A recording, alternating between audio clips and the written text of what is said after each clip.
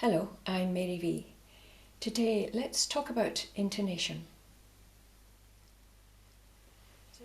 So intonation is by far one of the hardest things in violin playing because the vast array of choice and getting your finger exactly right takes a lot of muscle memory, but also mainly ear training. Training the ears to know exactly what feels right. Now that seems a contradiction in terms, what feels right, but it's very much the case in intonation that there's a sort of sweet spot and you can feel it as well as hearing it. Hearing it gives you a sensation. So let's see what we mean. If we take a D major scale,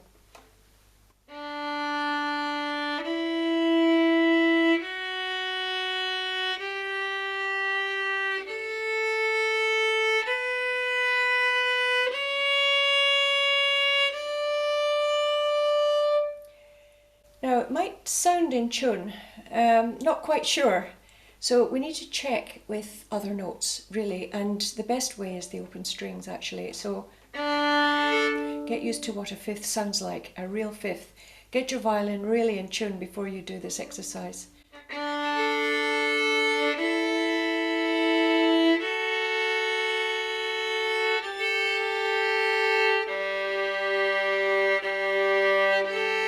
So there we've got two ways to check with the open G and the second that's produced between the G and the A. Now all these intervals are absolutely crucial to getting the feel, the sound of what they sound like together, like a fourth.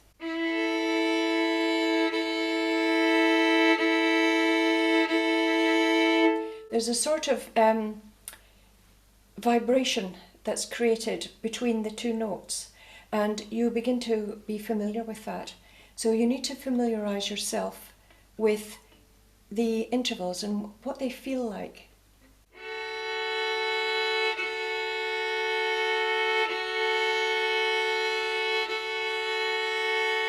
There's a sound that happens when something is really in tune. The violin vibrates better, and also all these intervals have a particular sensation.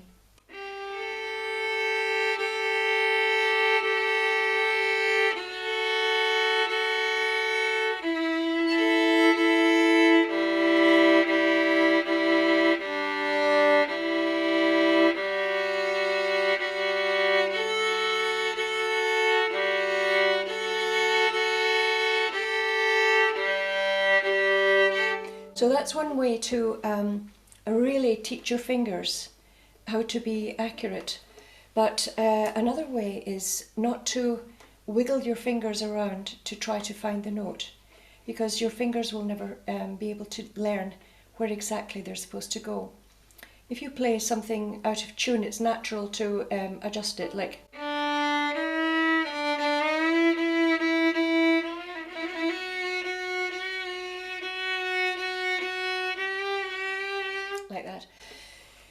For a long time I put my fingers down like that. I was adjusting all the time to what I could hear, and my fingers didn't really learn exactly through muscle memory where they were supposed to go. So the way I mean, everyone experiences this. I mean, the way to really nail where the fingers are supposed to go is no vibrato, and don't change your fingers or wiggle them around. Just allow yourself to aim for the note and see if it's sharp or flat, basically like that. So if you take, say, the beginning of the Thais meditation,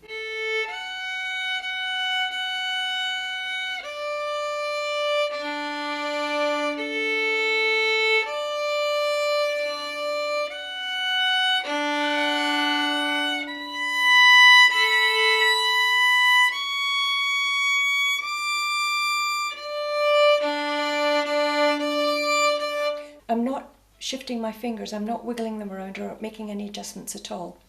This is during practice. I mean, obviously it's different if you're performing. You can't just stick your finger down and it's out of tune and you don't do anything about it. You must.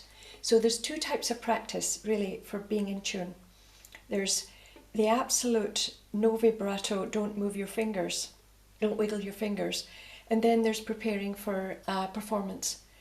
It's two very different ways of playing.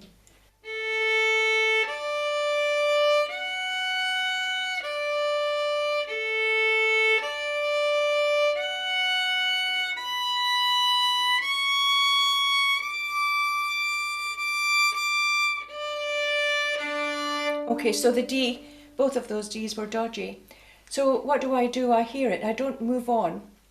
I stop and try to teach my fingers what the right thing is to do. So take Isaac Perlman's advice, which is fantastic advice, is never practice being out of tune.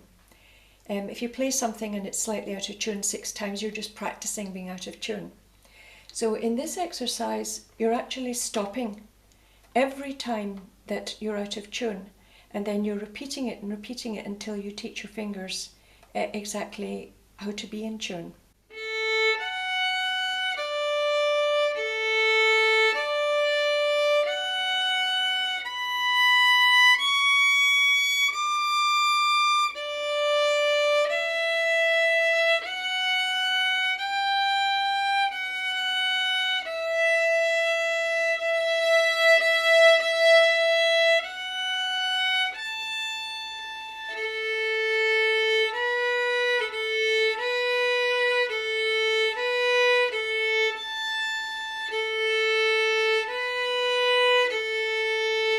Right, so my first finger was out of tune there, and so I went back and kept playing it until it was in tune.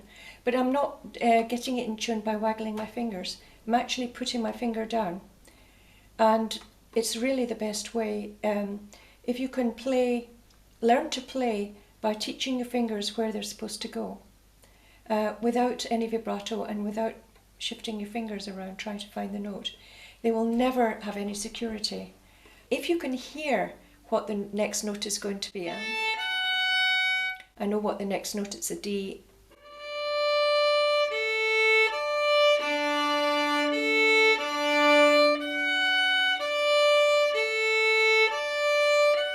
The other thing about this exercise is that you can play positively and confidently with your bow, because you might have noticed that all notes are of equal length in this exercise. You make even the small quick notes of equal length, so everything is equal. No.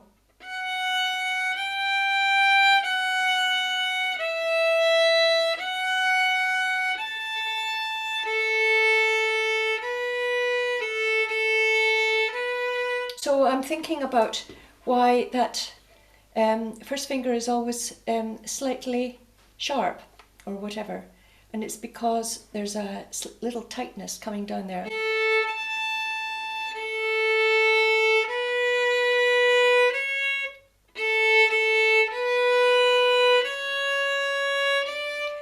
This exercise can also identify quite a lot in your shifting that may be slightly cautious or not loose enough, whatever. So it's extremely good for both of those things. So we're all working on our intonation all the time. I mean, that's what it's like playing on a fretless instrument. It's got to be refined, you've got to keep your ears very fresh, and you've got to be willing to slow things down and play without any vibrato and with a confident bow. So it's a positive exercise, not something that you're scared of playing like negatively, like oh, is it going to be? No, don't play like that. Play very confidently so that you can really aim for the next note.